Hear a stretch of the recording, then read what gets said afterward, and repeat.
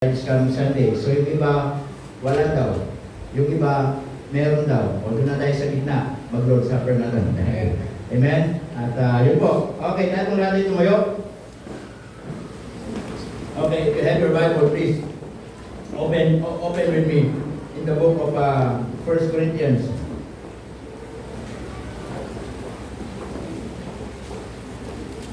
Okay. 1 Corinthians chapter 15. Okay, itong pinag-aaralan natin ay of course, ipatungkol po ito sa pagkabuhay ng ating pong Panginoon. Amen? At salamat po ang ating pong Panginoon ay nabuhay. Amen? Kung hindi nabuhay ang Panginoon, there is no reason for us to gather here this morning. There is no reason for us to sing. Tama? And we don't need to sing the because it was. And then, because He died. Sabi na lang. Tama? I cannot face tomorrow. Ito yung Panginoon eh. Pero salamat sa Diyos. Amen. Buhay ang Panginoon. Amen. Salamat po sa Diyos. Buhay ang Panginoon. And yun po, buksan natin sa 1 Corinthians chapter 15. In verse 1 and verse 4, but our text is from verse 1 to verse 21. So dito kasi merong issue dito about the resurrection ng Panginoon. And here in the Church of Corinth, some of them, they not believe. Tama? Could you imagine? Even the Church of Corinth, some of them, they are not believe about the resurrection of the Lord Jesus Christ. Kaya merong pagtatalo dito. Tama? Kaya itong Church of Corinth, maraming issue. Okay? And here, yung sa pinag-usapan is yung patungkol sa Ebanghelyo ng ating pong Panginoon.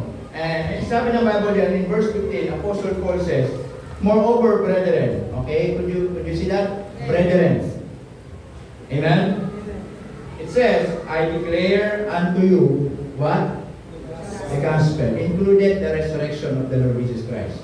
Gospel means the death, burial, and resurrection. Amen?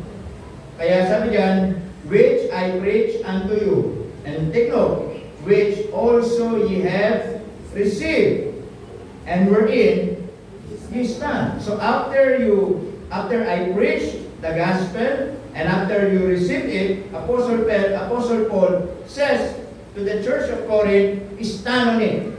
Tumayo kayo. Huwag ninyong kakalimutan, panindigan ninyo, paniwalaan ninyo, amen? In verse 2, by which also ye are saved, keeping in memory what I preach unto you, unless, ano sabi? Yan, because some of them, hindi seryoso. Some of them ay hindi talaga naniniwala. Verse 3, for I delivered unto you first of all that which I also received. Amen? Before Apostle preached, he received first. Amen mga kapatid? Kaya po mga kapatid, kung meron tayong pwedeng ibahagi sa ibang tao, simple lang kung ano yung natanggap mong kaligtasan. Amen? Sabi ng Bible diyan, which I also received. How? That Christ died for our sins according to the Scriptures. Romans chapter 5 and verse 8. But God commended His love toward us, in that while we were yet sinners, Christ died for us.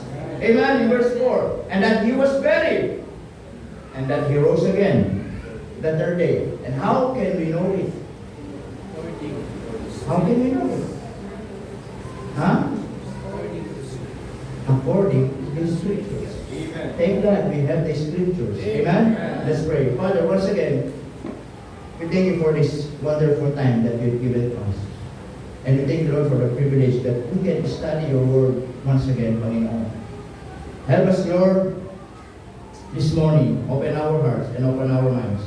And as we come to you, makita yung puso po namin, Panginoon, na nangangailangan ng salita ng Diyos.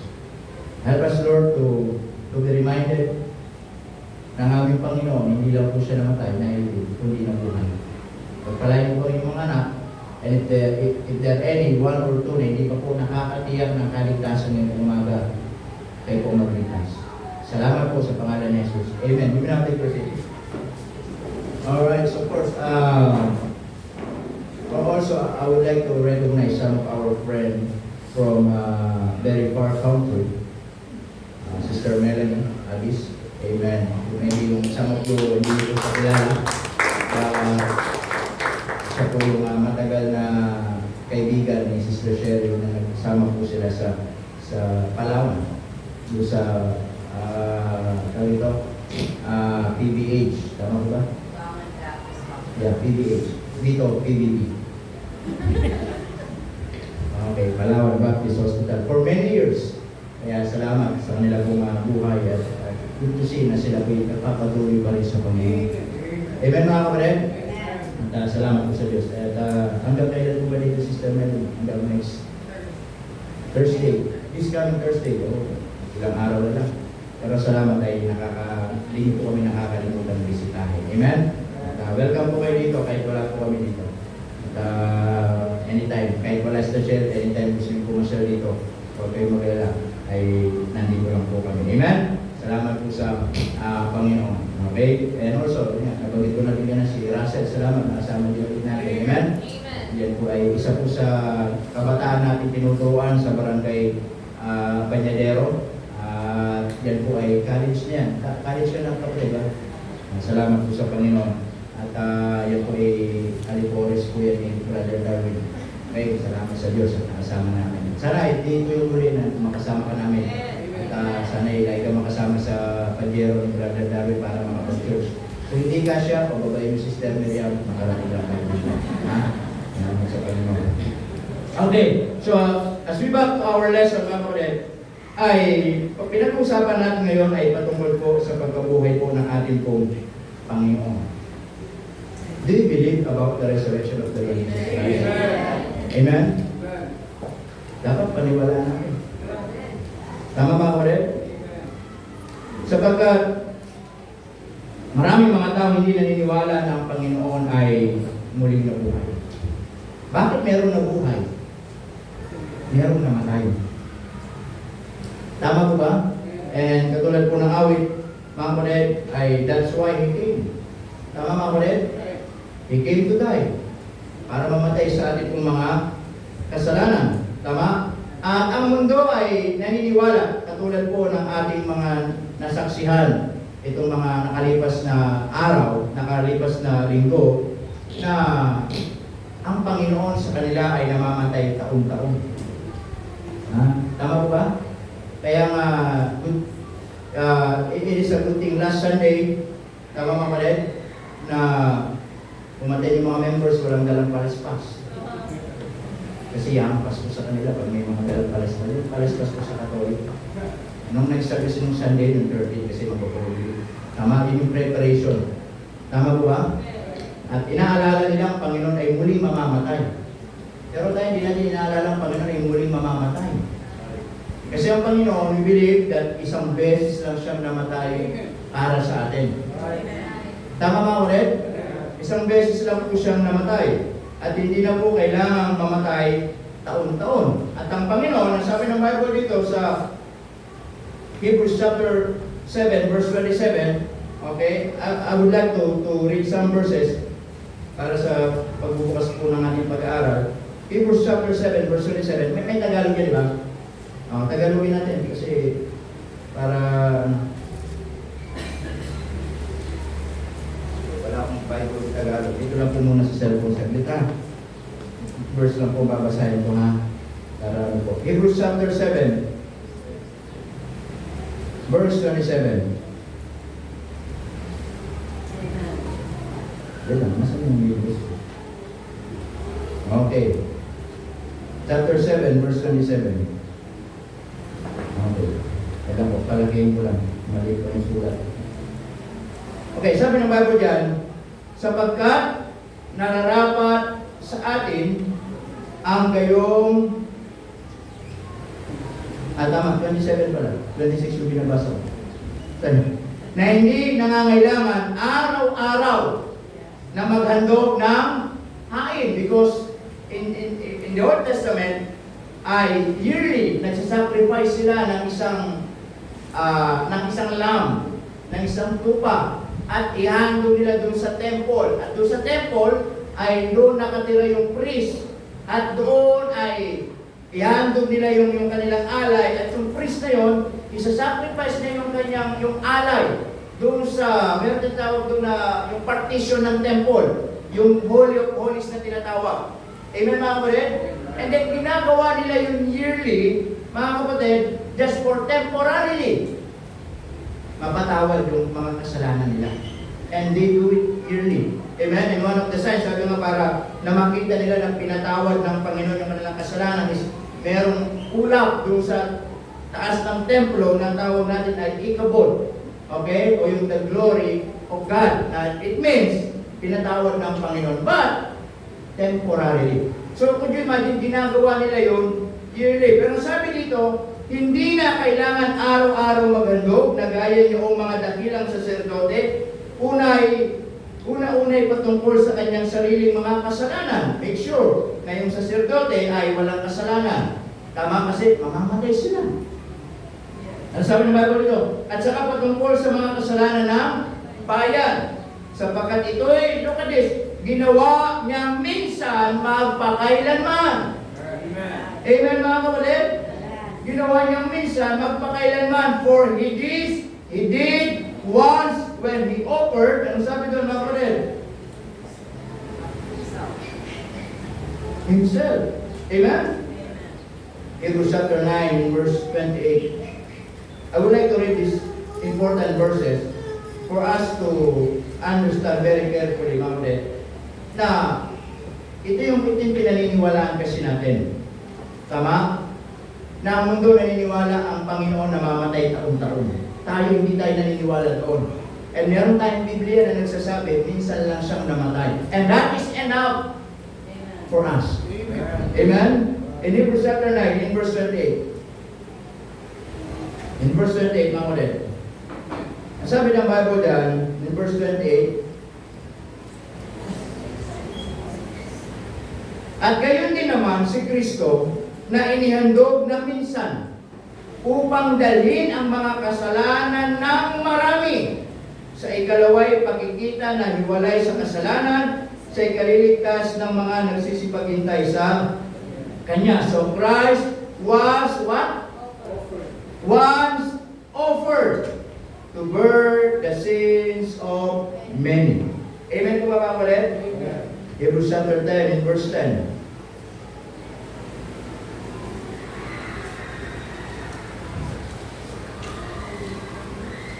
By the which we are sanctified through the offering of the body of Jesus Christ once for all.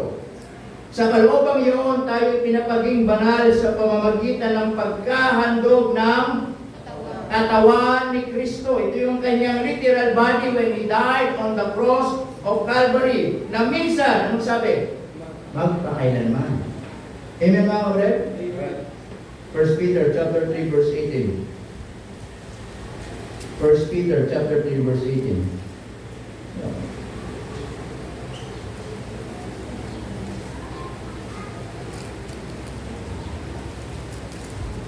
It says, for Christ also had once suffered for sins, the just for the unjust, that He might bring us to God. Amen.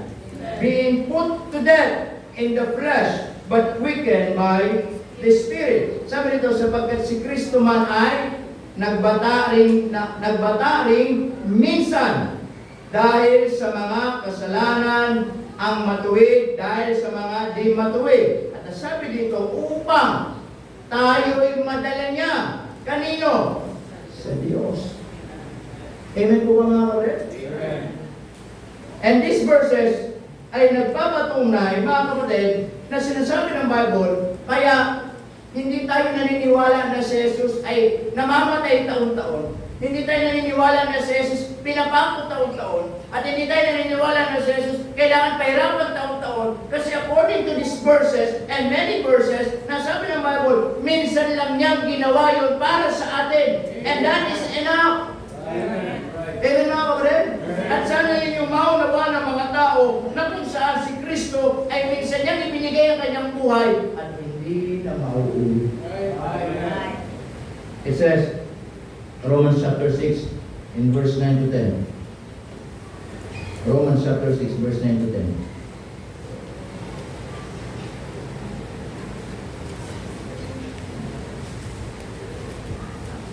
In English.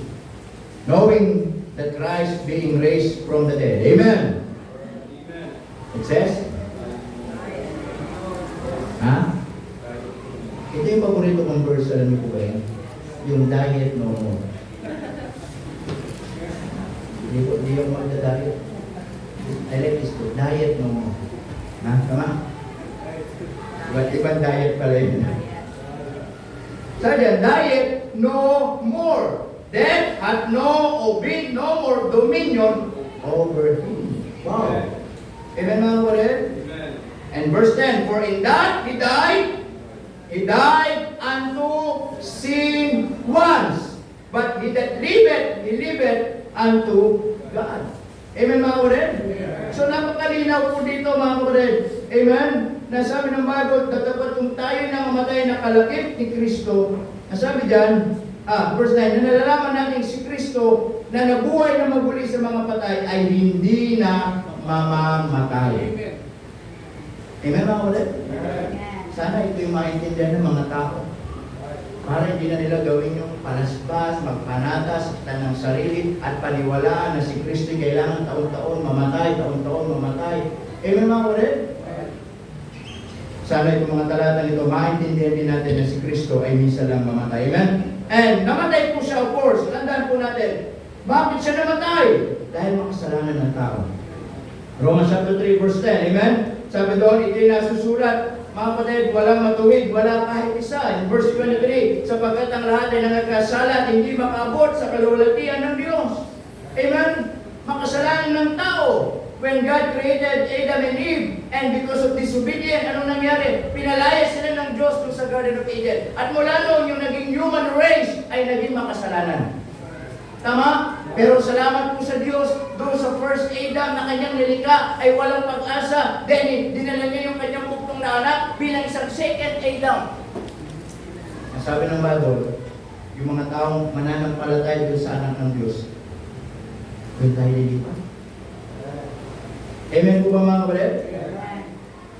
Ang tao po'y makasalanan. Ang tao po'y hopeless and helpless at hindi kaya iligtas sa kanyang sarili. Amen? Ang sabi ng Bible in Isaiah chapter 6 in verse 46. Isaiah chapter 6.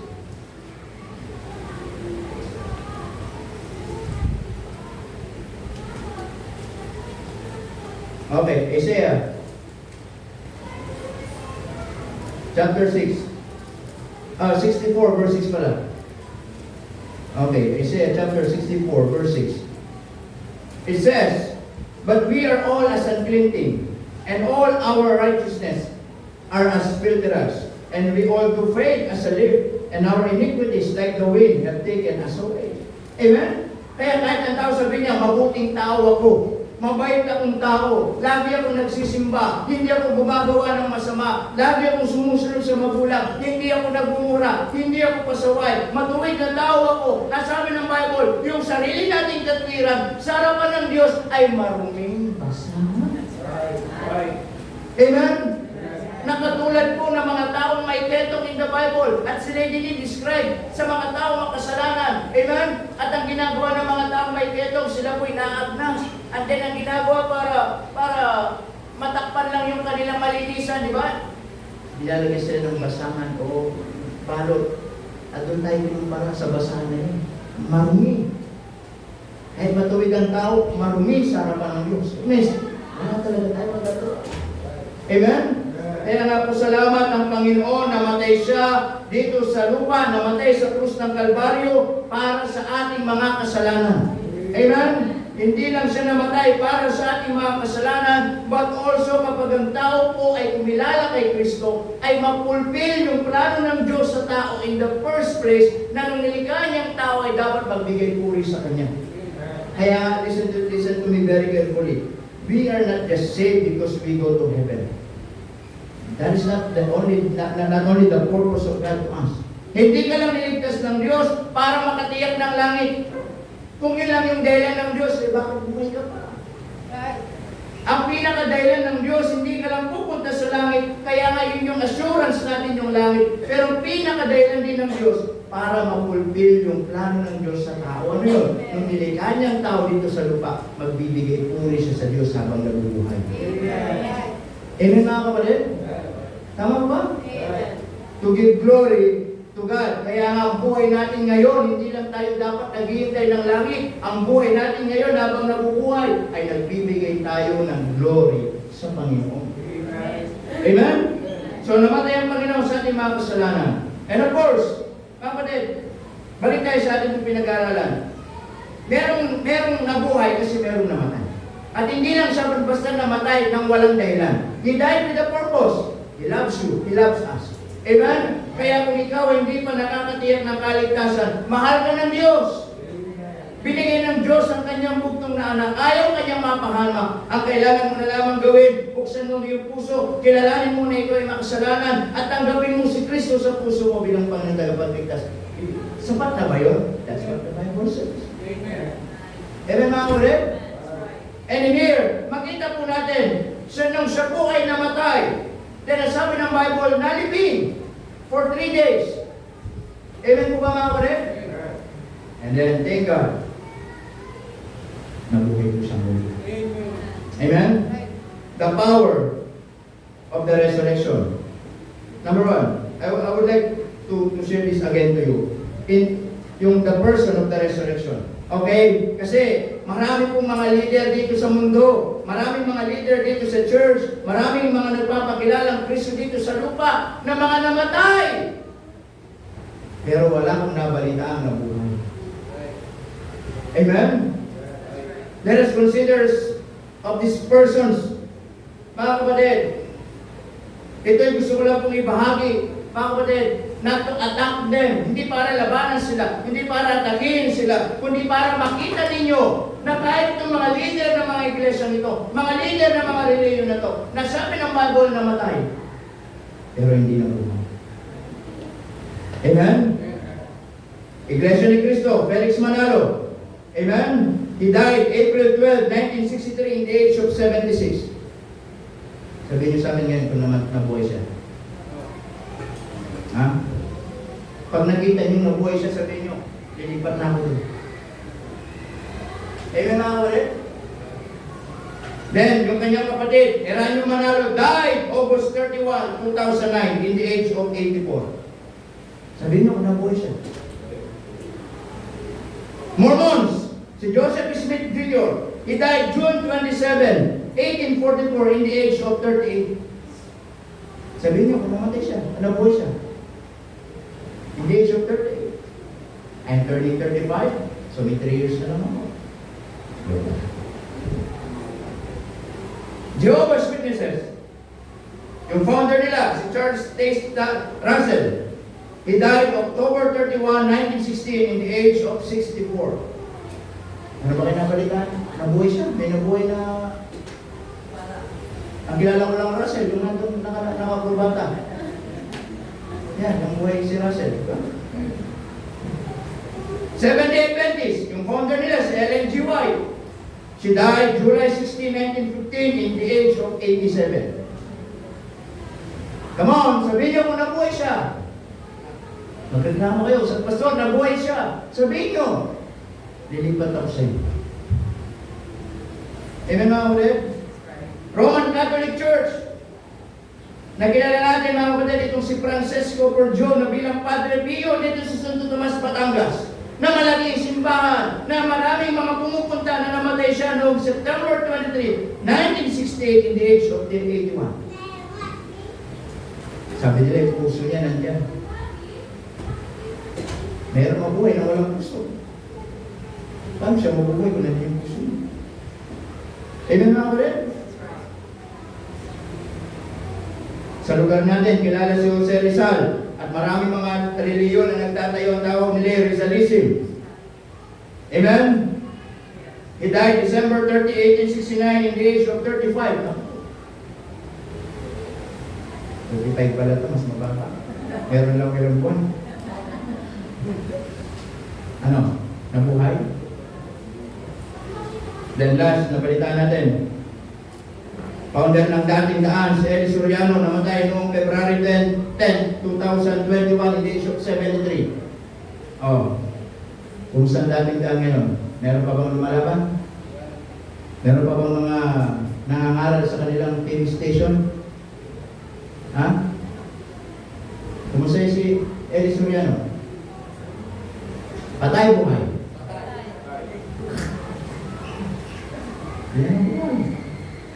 Amen mga kulit? Pero salamat po sa Diyos, we as a Christian, we as a Baptist, hindi ako yung leader ninyo, hindi ako yung founder ng church, and I wanna tell you, kung ako'y mamatay, hindi ako mangangakong mabuhay. Amen mga kapatid? Hindi ako mabubuhay, kung mabubuhay man ako, doon ay sa piling ng Panginoon. Amen. Tama? Pero salamat, yung kinikilala nating founder ng church ay ang ating Panginoong Jesucristo 2,000 years ago. Siya po'y namatay para magbayad ng ating mga kasalanan, tumubos sa ating mga kasalanan. At ang sabi ng Bible, Romans chapter 6 and verse 9, He died no more. Because the Bible says, after 3 days, nabuhay ko. Okay, yun ang paniwalaan natin. Amen mga kapatid? Yun ang paniwalaan natin, yung Kristong nabuhay na nagsabi, mamamatay siya, at nagsabi, mabubuhay siya. Tama po ba? At nangyari. Amen mga kapatid? At nagsabi, babalik siya.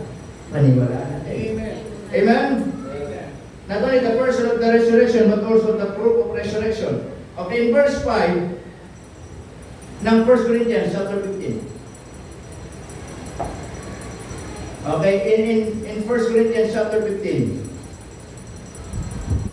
In verse 5. Okay, so dito, sabi ng Bible dyan, ito na yung proof. Okay, the proof of resurrection from verse 5 to 11. So makikita po natin the proof of the scripture. Okay, the proof of the scripture in verse 3 and 4 muna. Ang sabi ng Bible dyan, for I delivered unto you first of all that which I also received, how that Christ died for our sins, according to the Scriptures, in verse 4. And that He was buried, and what? And that He rose again the third day, according to the Scriptures. Amen? So, the proof of the resurrection, mga kapatid, makikita natin the Scripture itself saying, it says, na siya po ay muling nabuhay. Amen. Amen. Not only the proof of the Scripture, but also the proof of the saints. Amen. Now, merong in verse 5, ang sabi ng Bible dyan, and that He was seen of Cephas, then of the 12. In verse 6, and after that, He was seen of above what? How many? 500 brethren at once. Ilan na yun? Si Cephas, 12. 513. Ha? Siguro kung ilalaban nyo sa korte, enough na witness din para manalo ng isang kaso. Kasi kailangan sa korte, merong witness. Isa, dalawa. Mas maraming witness, mas matibay yung ebidensya. Eh dito, 513 na. Hindi ko ba matibay na ebidensya yun? Amen mga kapatid? In verse 7, in verse 6, tuloy natin. Of whom the one greater part of remain unto this present, but some are fallen asleep. At yung problema sa mga iba, tulog sila nung nabuhay ang Panginoon. Tama ka ba rin? In verse 7, after that, what? Ano sabi? He was seen of James. And what? Then of all the apostles. Amen mga kapatid? Iba yung disciples, iba yung apostles. Tama? Amen po ba? Ano sabi? Verse 8, and last of all, ano sabi mga kapatid? He was seen of me, sabi ni Pablo, also as one born out of the due time. For I am least of the apostle that am not meant to be called an apostle, because I persecuted the church of God. But by the mercy, the grace of God, I am what I am, and His grace, sabi diyan, which was bestowed upon me was not in vain, but I labored more abundantly than they all. Yet not I, but the grace of God which was with me. Amen po mga kapatid? So, not only the proof of the Scripture, but also the proof of the saints. Amen? So, maraming mga mananampalataya, nagpatotoo, nagpakita mismo ang Panginoon sa kanila, eye to eye, para maging mga witnesses. Tama mga kapatid? Na talagang nabuhay po siya. And not only the proof of the saints, but also the proof of the Savior Himself. Even the Lord Jesus Christ Himself. It says in John chapter 2 verse 19. John chapter 2 verse 19.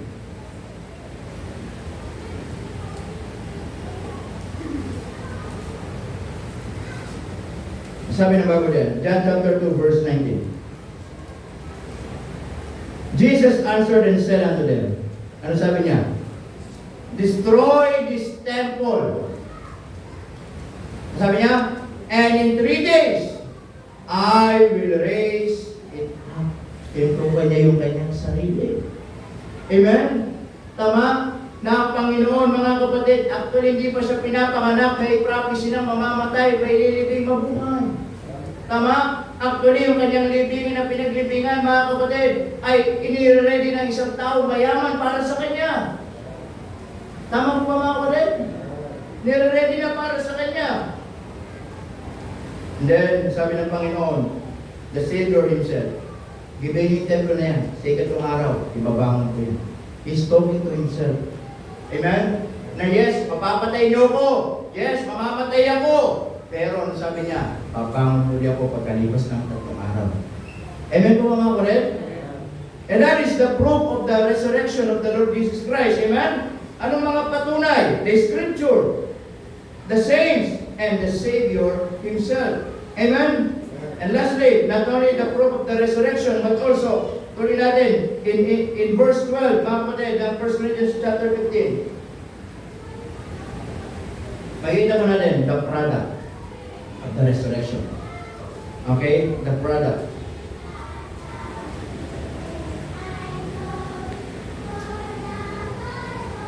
Ang sabi po dyan, in verse 12, okay, down to verse 21. Makita natin the product of the resurrection. Sabi ng Bible dyan, now if Christ be preached, ano sabi? Verse 12 to 14. Muna, sabi dyan,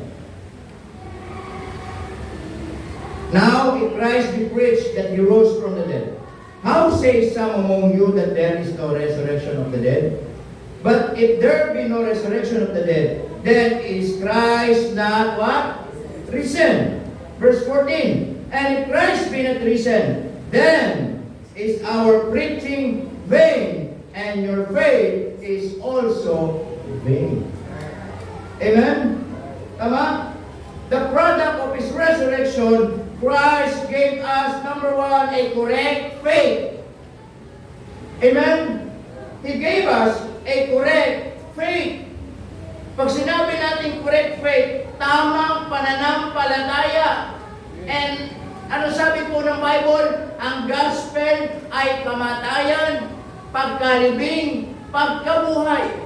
Hindi natin pwedeng aalisin yung pagkabuhay.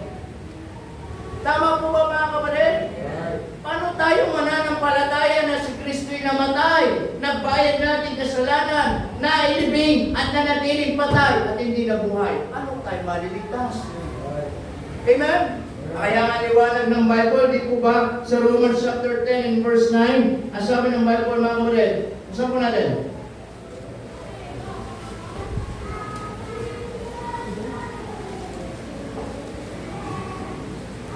Okay, sabi naman, Romans chapter 10.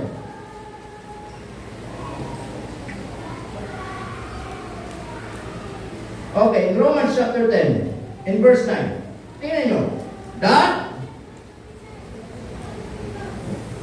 if thou shalt confess with thy mouth, with the mouth of the Lord Jesus, with thy mouth the Lord Jesus, and shalt believe. Ano sabi?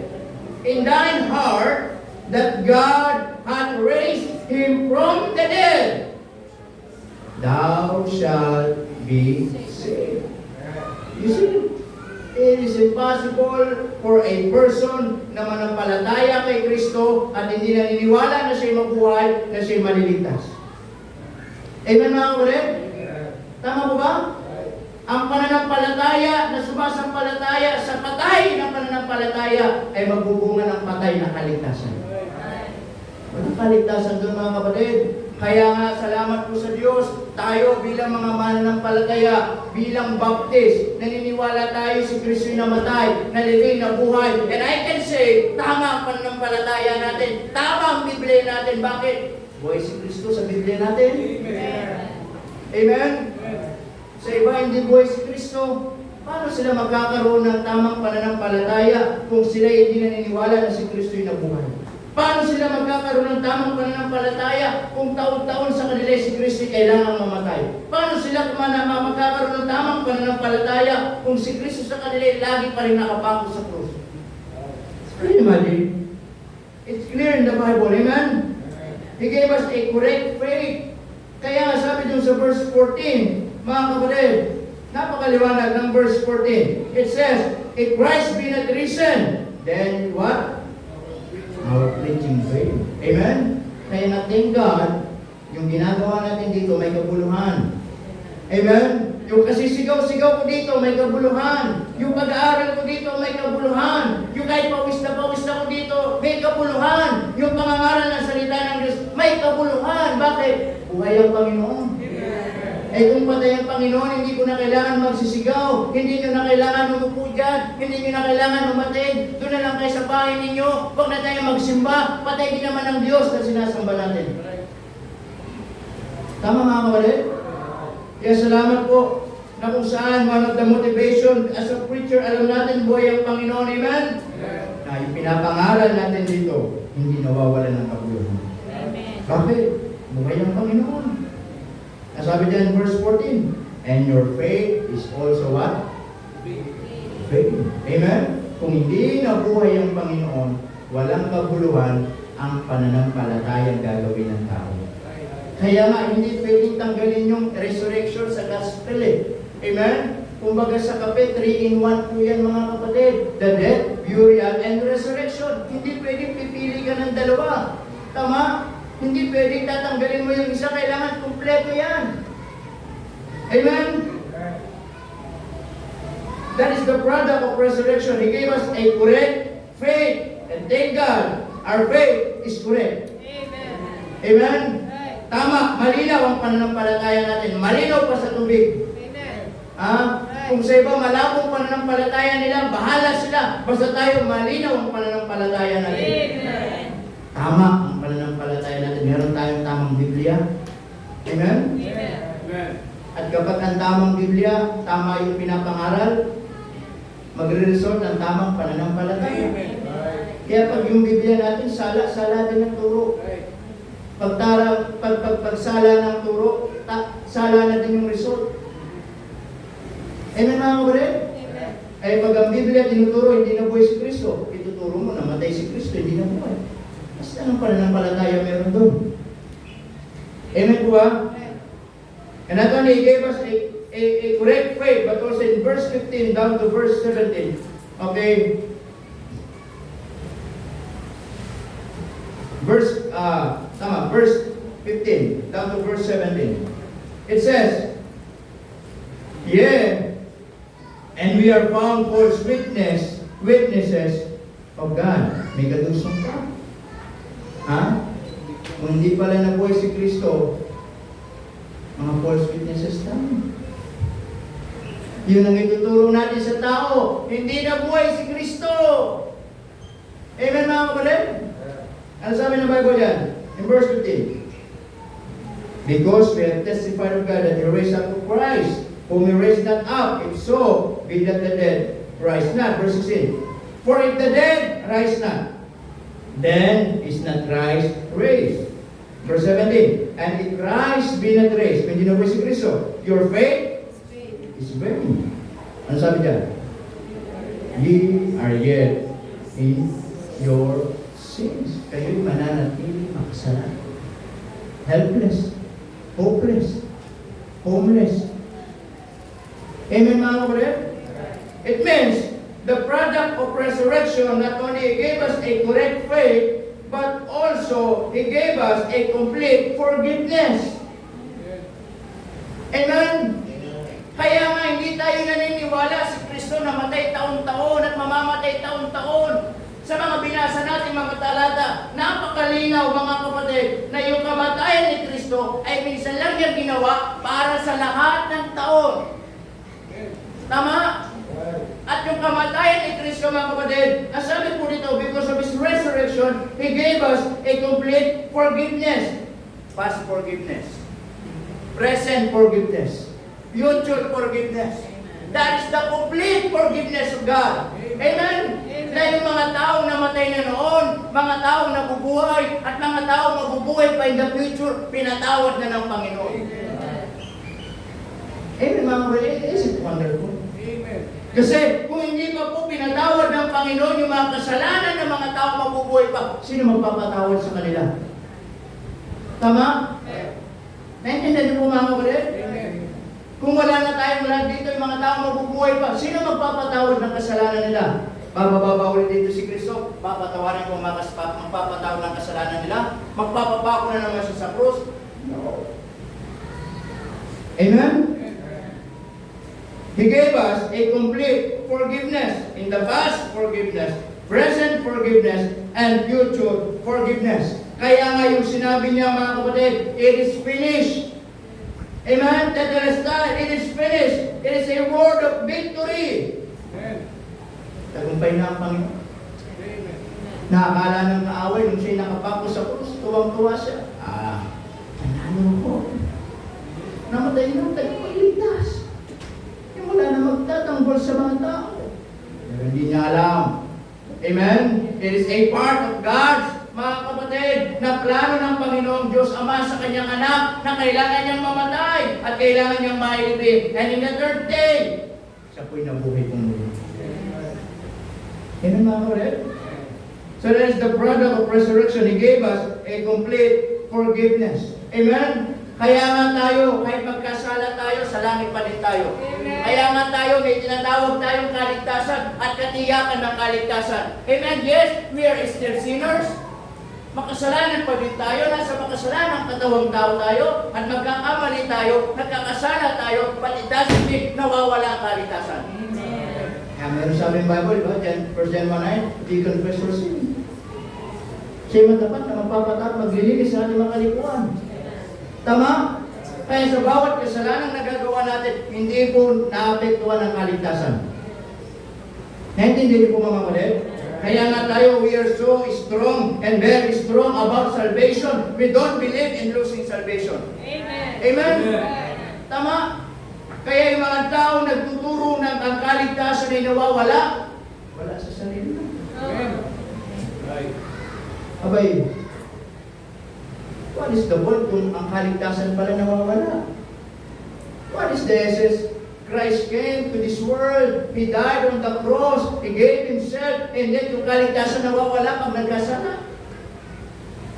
Kaya nga complete forgiveness in the past, present, and in the future. Even sa atin, nagkakasala tayo, but it doesn't mean nawawala ang kaligtasan. Sabi ng Diyos, kung sino man sa Kanya sumampalataya, hindi mapahama, kundi magkaroon ng buhay na walang hanggan. Amen, mga kapatid? And sabi nga, for example, I am the Lord Jesus Christ, and mag-promise ako sa iyo na kapag sumampalataya sa akin din, bigyan kita ng life good for 10 years. How long is that? Good for 10 years. What if bigyan kita ng life good for 20 years? How long is that? After 20 years, then it's done. Wala na. But it says, eternal life. How long is that? Eternal. Hindi ba mahirap bang itindihan? Sabi ng Panginoon. Kaya ang kaligtasan natin, hindi na mawala.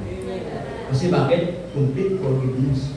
Amen? Complete yung pagpapatawad ng Panginoon. Amen? He gave us a complete forgiveness. Tama po ba? Lahat tayo pinatawad ng Diyos. Walang pinipili ang Panginoon. Sino lang yung pinatawad niya? Lahat tayo pinatawad ng Diyos. Kahit yung mga tao mabubuhay pa in the future, pinatawad na ng Panginoon. What they need to do is to believe. Amen? Amen. And not only, He gave us a complete forgiveness, but also in verse 51 and verse 52. Lastly, in verse 51 and verse 52. Are you still there? Amen. Sabi nyo, kung ayaw na, ito closing prayer na. Hindi lang makausap. Okay, in verse 51. Okay. Sabi ng Panginoon, sabi ni Apostle Pablo,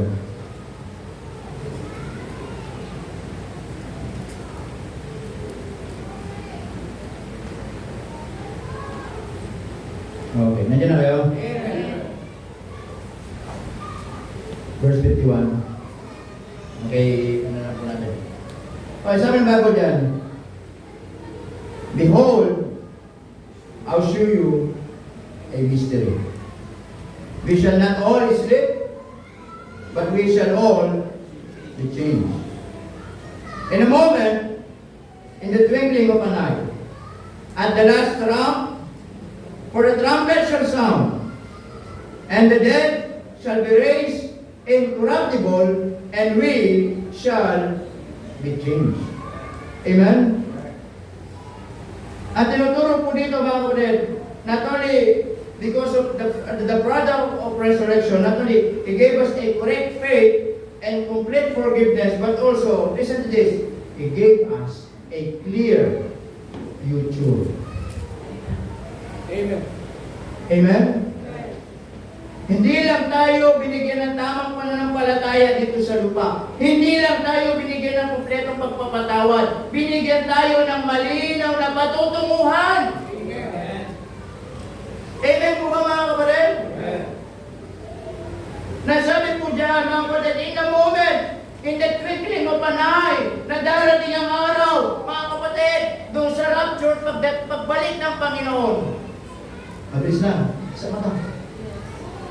Mas mabilis pa doon. Nandun na tayo, kasama ng Panginoon. Amen. Hindi na napaganda at binigyan tayo ng Panginoon ng isang tiyak na patutunguhan. Amen? At after 40 days and 40 nights sa pinabuhay magpuli mga kapatid. Amen? Nagkaroon siya ng isang katawan. Tama po ba? Glorified body. Salamat sa Diyos. One day, pagdating doon sa langit, wala nang sakit-sakit ng tuhod. Wala nang maintenance doon. Wala nang mahinang pandinig. Wala nang malabong mata. Wala nang masakit ang paa. Wala nang masakit ang likod. Wala nang masakit ang ngipin o kasukasukan. Amen?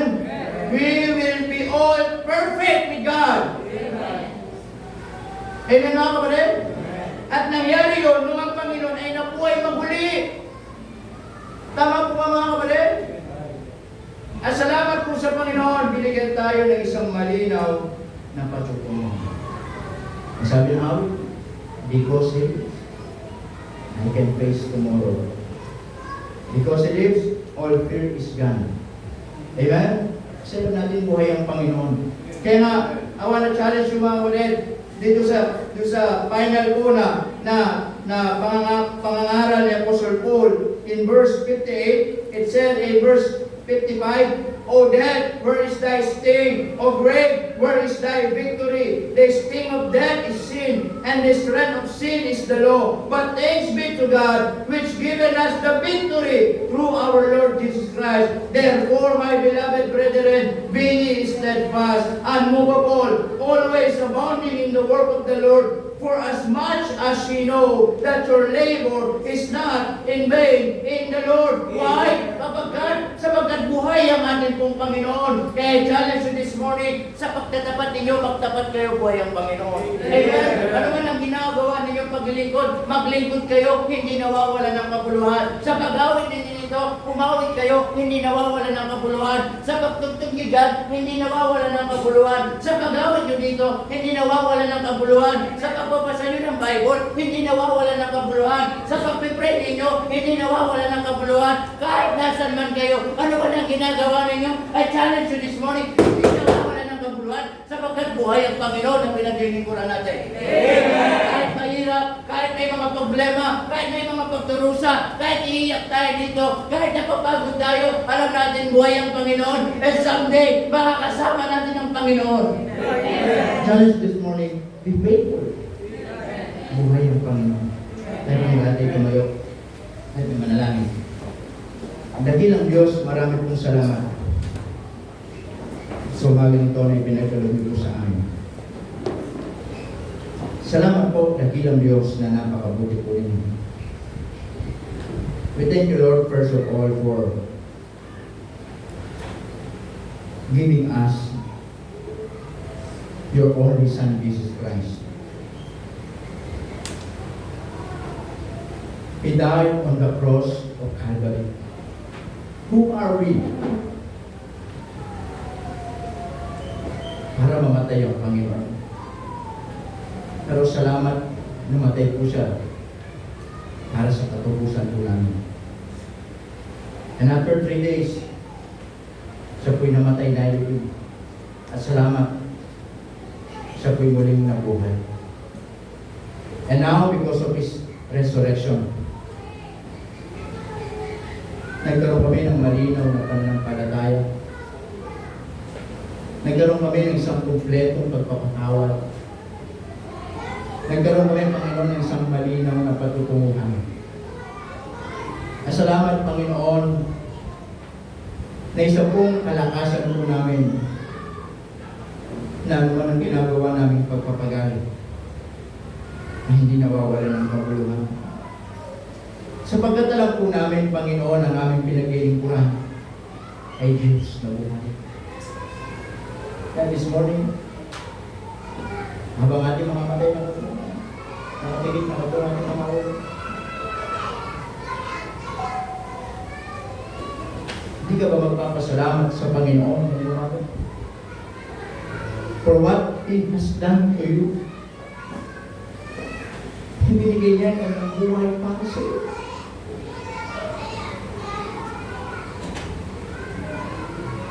Na sa ating paglilingkod, magtapat tayo. Na sa ating ginagawa, magtapat tayo. I know the feeling na minsan, pagod na tayo. Minsan, sakripisyo para sa atin. Minsan, kailangan na lang natin gawin. Minsan, nahihirapan tayo, pero as long na iniisip mo ng Panginoon ay buhay. Sabi ni Pablo, your labor is not in vain. Meron ka bang pinapanalangin? Ituloy mo lang, buhay ang Diyos. Hindi natutulog ang Diyos. Hindi pingi ang Diyos. May awa ang Diyos, kapatid. Darating din ang araw, sasagutin ng Diyos ang matagal mo ng panalangin. Meron ka bang nais ipaglingkod sa Kanya? Maglingkod ka lang. Buhay ang Diyos. Alam niya yung pagpapagal mo. Alam niya yung paghihirap. Ngayong umaga, marahil ang salita ng Diyos ay nangusap sa iyo. At gusto mo magpasalamat sa Panginoon, why don't you come? Bakit di ka lumapit sa unahan? Ipagpasalamat mo sa Diyos lahat ng kabutihan niya sa buhay mo. And thank God we have a risen Savior. Nabigyan tayo ng tamang pananampalataya.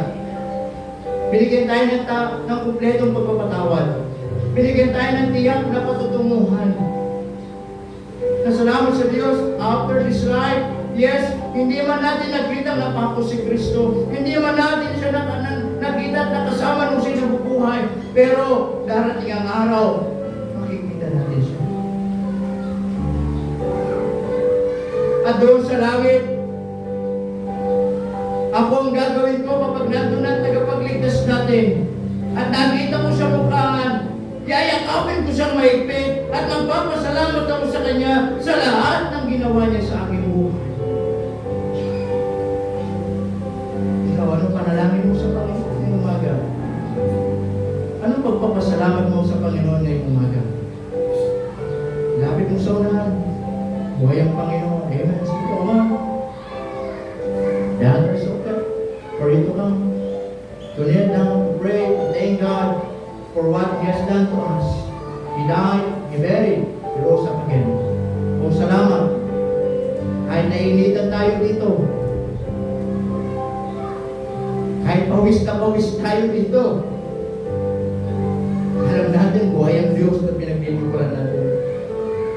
Alam natin buhay ang Diyos na sinasampalatayanan natin at inaawitan natin. Kaya patuloy ka lang, kapatid. Patuloy ka lang. Panginoon Diyos, salamat po ng marami. Salamat po, Panginoon, sa inyo pong biyaya. Salamat po sa inyo pong katapat.